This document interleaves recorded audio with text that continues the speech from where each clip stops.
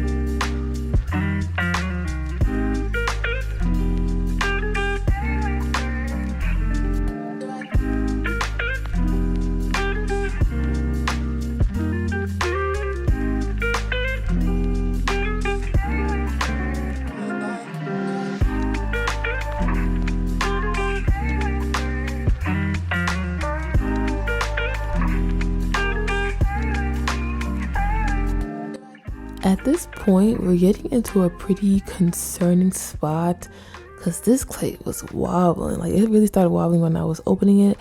And that's a common thing to happen for your clay to kind of get off center as you're making your opening. But baby, like I'm feeling like it's the consistency of the clay just I told you it was a pretty stiff piece of clay. That was my number one fault right there. But oh my gosh.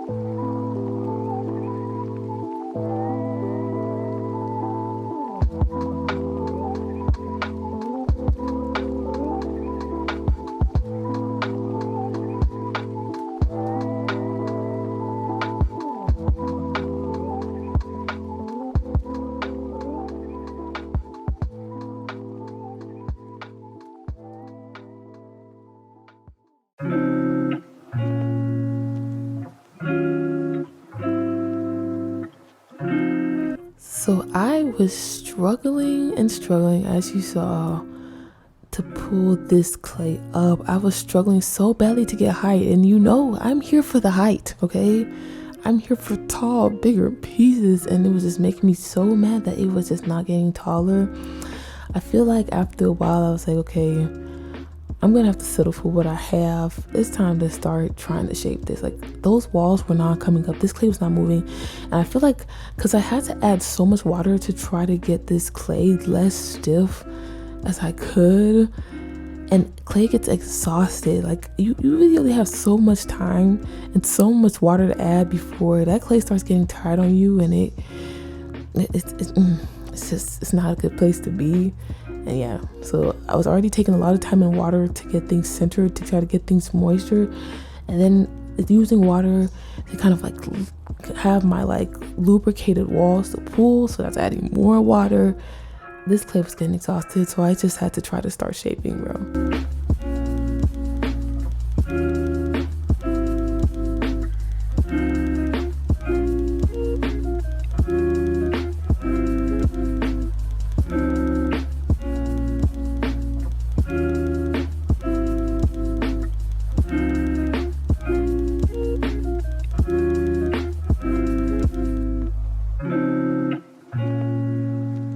Here I'm starting to try to take more weight off the clay. I don't know if you noticed, but I actually use this kind of method a lot when I want like my narrower bases. It's interesting to me. I like it because, well, I do it because I feel like I end up having a lot of thickness at the bottom, but I also like it because it gives me a good kind of like a starting point of a mindset to think about sculpting. So like you're thinking about your negative spaces, where to take, where to give. So I kind of like that I'm kind of starting this thought process, because I feel like one day eventually I do want to do a little bit of sculpting. So I kind of like this little dig that I do with this, but I'm just trying to lighten this up as much as possible and see what kind of shape I can get. Look at all that clay that I'm removing that I could not lift up for the life of me. Goodness gracious.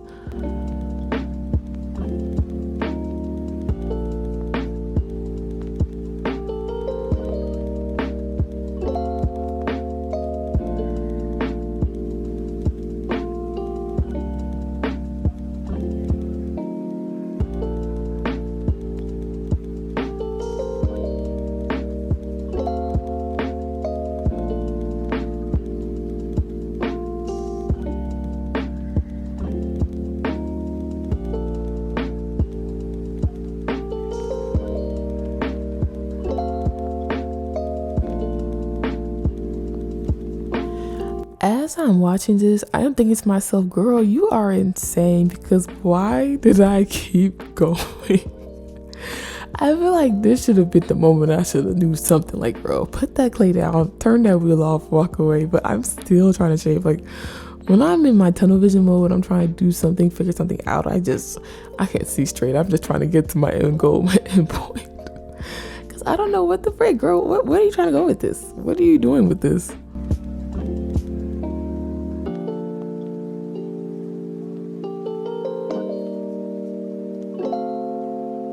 Wait, but look at me still trying to shape a neck. Like, girl, what are you doing? Let it go, let it rest. Okay, let's talk about the implications of throwing this much weight, what it has on your body. As you see, I literally had to support my one hand with my other hand just to hold my needle tool, because my fingers and hands were so exhausted that I really couldn't even have the stability that I needed. I needed another hand.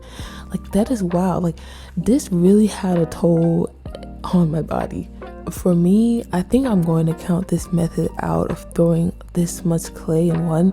I feel like this method would work if you're like trying to build maybe a shorter, wider piece, and that way where you have gravity helping you.